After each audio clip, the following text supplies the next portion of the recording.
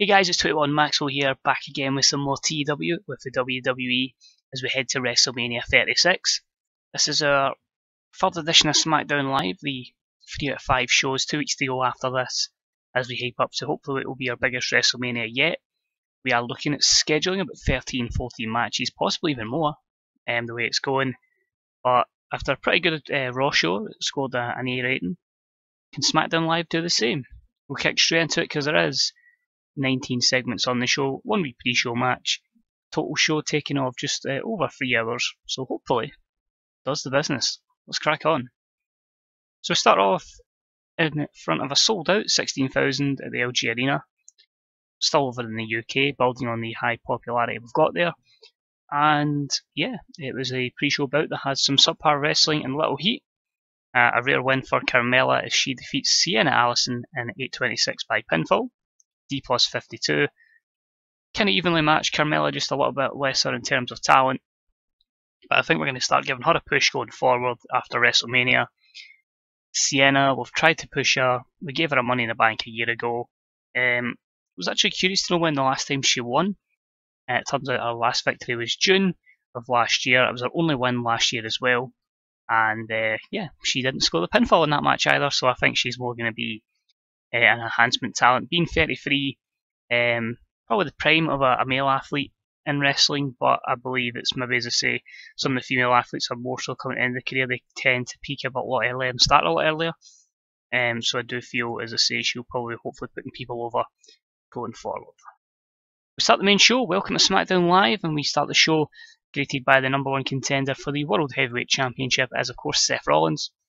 He says, "Last week Dean Ambrose tried to get the better of me. I showed the reason why I was the mastermind behind the Shield back in the day when I outsmarted him to become victorious in my main event match. Dean, you can play all these mind games that you want, but everything is going to go out the window at WrestleMania." Champ's cut off by the music of Baron Corbin. Corbin just says, "No one gives a damn about you, Seth. You, Dean, or the World Heavyweight Championship. SmackDown Live, this show is all about me. I'm sick and tired of the way I've been disrespected by the fans, Randy Orton, and I'm not prepared to stand here and watch you do the same, so you just get the hell out of my ring." Seth says, "Whoa, big fella. You've already been RKO'd out of nowhere once. You don't want to be hit with God's last gift now, do you?" Corbin looks very raging as if he's ready to attack him before we're cut off by the GM of SmackDown Live. So an A-star 99, you'll see why all 4 guys are in this angle, but as I say, more so Seth and Baron. Mike's popped through it there. Randy not suited his gimmick, so I might need to try and switch that possibly after Mania, because no doubt I'll forget after this episode. Worrying to see that Cole, McGuinness and Undertaker are pretty weak on the announce team, but as I say, we're phasing through McGuinness and Taker to be the next generation of commentators. Segment deserved better announcing. The show got off to a strong start and it got the crowd hotter. Both storylines gained a bit of heat. Dean Ambrose doing better acting, despite technically not being out there.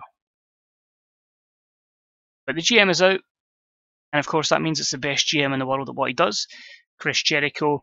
He just says, "Baron, would you please just shut the hell up?" Now whilst this is going down, I was thinking, let's have a spectacular SmackDown tonight. Let's have one that blows Raw out the water. So I'm going to have a WrestleMania-esque match of epic proportions that could only be assembled by Chris Jericho. Baby. Tonight, Baron Corbin, you will take on the WWE World Heavyweight Champion Dean Ambrose. You'll both take on your WrestleMania opponents Randy Orton and Seth Rollins in a massive tag team match. Where's Teddy Long when you need him? Rollins nods with approval. Baron Corbin is furious while Chris Jericho flicks his scarf as he does and heads to the back. Drink it in, folks. What a main event.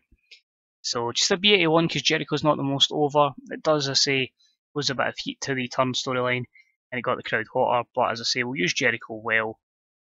If it loses a bit of heat, then hopefully, as I say, our segments during the course of the night and the main event itself can increase the pop. We don't need to do a pre-book because it's already in.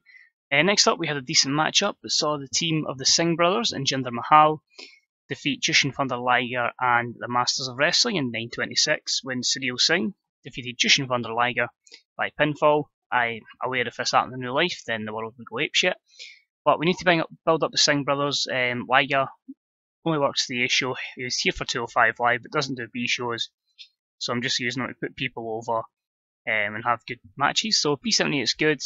He was the weakest in performance. The Singh Brothers just above him in performance. Good performances, I would say, from Cesaro, Hero, and Jinder. No skill improvements, negatives, declining physical ability, stamina, the usual for a wrestler of the age of Jushin Thunder Liger. Overall, a good match, and again, some more momentum for the Singh Brothers. So Mahal and the Singh Brothers get the win, continuing their run of wins and continuing their momentum. However, their theme music is cut off by that of the New Days. So we've got them up on the top of the ramp. Xavier Woods says, why Jinder and the Singh Brothers? Impressive win, continuing on well from that beatdown he gave us last week. However, that of course was when the New Day's back was turned. Coffey says, you see, we're used to the occasional sneak attack. We've got a few teams hating on the New Day, hating on our good times and positive vibes. Xavier says, so we're giving all the jealous teams an opportunity of a lifetime to compete in a trios match for our titles, to see who really is the greatest trio. And Big E ends up with saying, of course we're the best, and we will remain your WWE World Trios Champions. Obviously, just imagine him doing the usual thing that Big E would do when he announces tag team champions, and then he does the whole "cause New Day rocks." The plan is, at the moment, New Day, Jinder and the Singh Brothers, there might be some more added to that matchup, so it should be something good. 6-man storyline lost a bit of heat, which is disappointing, but a C63, the New Day. Next up, quick hype video promoting Nikki Cross, again just building her up on the road to WrestleMania. She's in action next, so nothing major to talk about, just documenting how crazy she is in a C60. And her match was about had decent wrestling, but didn't have much heat, and she defeats Aaliyah in 10-20 with a perfect storm. C plus 66. Aaliyah will get pushed post Mania, but they'll give her opportunities just now to act as enhancement talent in all three brands, just to really help people over. I know you're saying how is she on 205 Live? She can either beat Lana or lose to Maxine there, the two managers, just to give her some more experience. But Nikki Cross for 65, building her up slowly, changed the picture. She looks a bit more mental. We got a tag team match involving Kenny Omega and Shane Strickland as they seek to take on the team of Fergal Devitt and his bodyguard Brutus. So we've got AJ Styles joining the commentary team as an interested spectator, which is a B77. And the match itself was decent, and it was Kenny and Shane who defeated Fergal and Brutus in 11:40 when Kenny Omega defeated Brutus with the quick roll-up. In terms of in-ring work, as you can imagine, Fergal head and shoulders above the rest. However, Brutus was a weak link. B82, Shane Strickland's got a gimmick that's getting stale. Performance-wise there, you can see the differences. Fergal a very good 91. But truly their storyline has advanced. Yeah, it'll be interesting to see what AJ Styles makes of that next week. We're backstage and we see Johnny Gargano entering the office of the GM Chris Jericho. Chris says Johnny. No, sorry, Johnny says Chris. Johnny basically says Chris to get his opinion, so I've no answer to that. Gargano, it's okay, says Chris Jericho. I know you want your hands on Tommaso Ciampa, and with the mood I'm in after making that blockbuster match earlier tonight, I'm going to give you him, well, to an extent. Another blockbuster Chris Jericho match that only Chris Jericho can make. We'll see the team of Johnny Gargano, that's you, Roman Reigns and Sami Zayn take on the team of The Miz, Drew McIntyre and Tommaso Ciampa. How does that sound? Johnny Gargano says, perfect. Thank you, Chris. Let's hope for Ciampa's sake he makes it to WrestleMania. So a B plus 83. Disappointingly, Jericho's going to lose a bit of heat on those storylines, but I wanted to implement the GM into them. It's my fault for jobbing out Jericho for so long and not really using them a lot in terms of storylines, just with announcements here and there. Next up was about had good wrestling and a decent reaction from the crowd. Charlotte defeated Sasha Banks in 12:42 by pinfall, following botched interference from Dana Brooke. B79, Sasha was slowed down. Charlotte had a 90 performance. Sasha a 68. Obviously she's injured, so that would have been about a 70 odd performance. The women's storyline does advance but loses a bit of heat. It had high heat, so I think we're probably, before Mania, going to put them in a match with the males to have like an intergender match just to get them some good heat getting into the main event match, one of the main events at WrestleMania. I'm not sure if it is going to be the exact main event.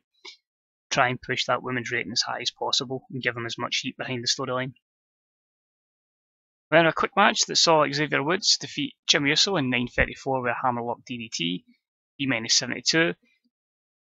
Continuing the 6-man storyline, but again, building Xavier up because he's kind of a stop-start push. So a good run for the New Day there. And then a decent matchup, we see Mark Coffey defeat Matt Jackson in 9:58 by using the ropes for leverage. Matt Jackson with a far better performance, but again, we're building the Coffey brothers up. And this is going to lead somewhere, but it is a B-78 for just now.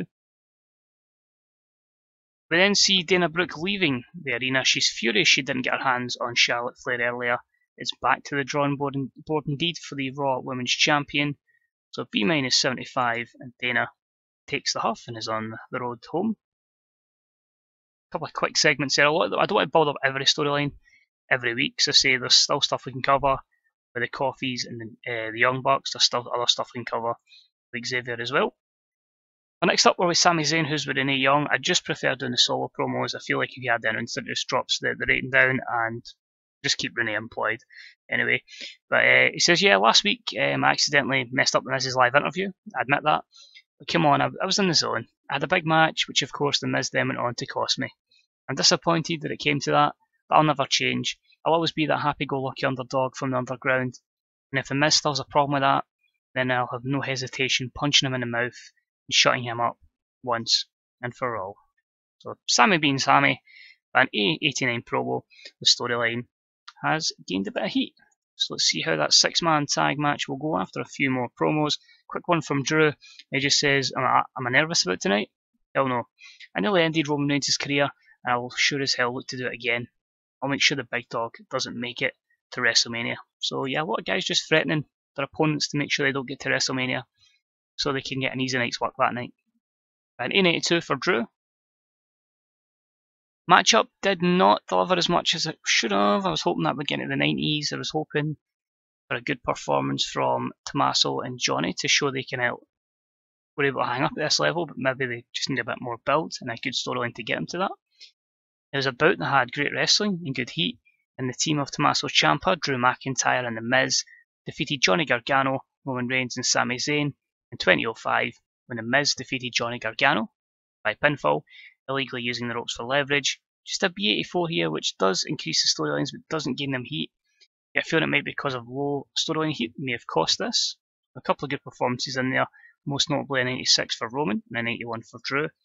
That match for the IC title is going to be awesome. Yeah, so best friends, better enemies, low storyline heat. Probably cost us from that being probably an A match. I'd probably say about an 89, 90. Had Ciampa and Gargano had a bit more heat to it, but you give them these opportunities and you hope from it they can get to that next level. Which the plan is for both to get there eventually. Next up, just a hype video from earlier on. It advances 2 segments. Just document a recap of the opening segment, the fact we are going to get this tag team match in the main event, which is an A89. Please deliver, guys. Please give me a 90 rating. Exactly. I said 90, I was kind of hoping 90 plus, but I'll take it anyway. It's a superb matchup. Great heat. And it's the team of Corbin and Ambrose defeat Orton and Rollins in 21:59, and Baron Corbin defeated Randy Orton with End of Days. Good performances all round. Orton's could have been a bit better, but I think he needs a bit more build. Corbin always delivers, Seth delivering, Dean as well. Advances the storylines, which is good to see. A couple of skill improvements in flying, and yeah, just negatives was the announce team, so pretty much a good performance all round. If we get a good last segment, then I'd like to hope we should be looking at about a 90 rating here. B plus 88, so it's okay, it's not horrible. It's just a case of Corbin picks up the win over Orton. He's distracted by the fact that Rollins and Ambrose are still fighting in the outside and they end up brawling through the crowd. And Corbin turns round, gets planted by an RKO from Randy Orton. He struggles to the ropes and he does his legend killer pose as we fade to black. End of show. So B plus 88, Orton came across well. Corbin is a real star and his team was weak on Smackdown again. Overall, pretty good rating. Should be hoping for a 90 here. Let's find out. And on the dot, the show increased their pop in 11 regions, which I'm assuming would be the American audience that it's mostly targeted. Because I say Raw didn't gain pop anywhere, and of course that is broadcast in everywhere bar the UK, bar the US. So I'm assuming that's there, but still a good show. Very, very happy with it. Anything that's the 90s, delightful. As I say, once you get superstars to a certain level, that's the kind of level you expect. After you get through the early days, the 70s and the 60s to start with, before you build everyone up. So overall, a good show. And yeah, just builds up again towards WrestleMania. We have a good idea of the card now. As I say, we're already looking at Ambrose versus Rollins, Reigns versus McIntyre, Orton versus Corbin, Zayn versus Miz, Ciampa versus Gargano, Dana Brooke versus Charlotte, the New Day against Jinder and the Singh Brothers, with potentially more people getting involved. We'll give a tag team championship match. We're going to have the Andre the Giant Memorial Battle Royal. That's just the Smackdown side. You still get the 205 Live Championship match. A lot of those guys will just be in the actual Memorial Battle Royal, but the 4 we're targeting for the Cruiserweight match will be there. And we lost out in Johnny Curtis. That was sad. I wanted to bring him back, give him one last push, but I wasn't prepared to pay the money. And I just felt the roster was just going to get a bit bloated. So Johnny Curtis has signed an exclusive deal with New Japan, Britain deal. He's going to get weird in Japan. Drugs test was 3k for 205 Live. Xavier Woods, we're giving you victory, so that'll take a bit of time to get you that momentum. 41.96. 6k for Smackdown. AJ Styles likes Mark's Coffey. And yeah, Dean Ambrose likes Aaliyah as well. So she is someone who's going to get a good push. She is only 25. Good overness. Ranked 371 in the PWI 500 going forward, or the Power 500 in this. Look as well, she's a veteran in game at least of over 100, well, just under 100 matches, but as I say, she's only going to get better and better. So in game she's got a lot of experience, so that's good to see as well.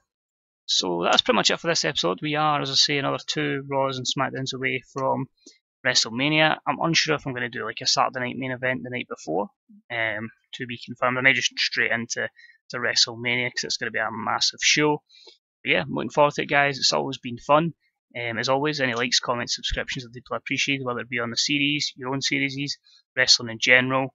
As I say, any thoughts on predictions of who's going to win at Mania, the full card, let me know all your thoughts. And as always, check out the rest of the community that can be available found on either the Grey Dog Software forums or the Fantasy Booker subreddit. And until next time, take it easy and I'll see you soon. Bye bye.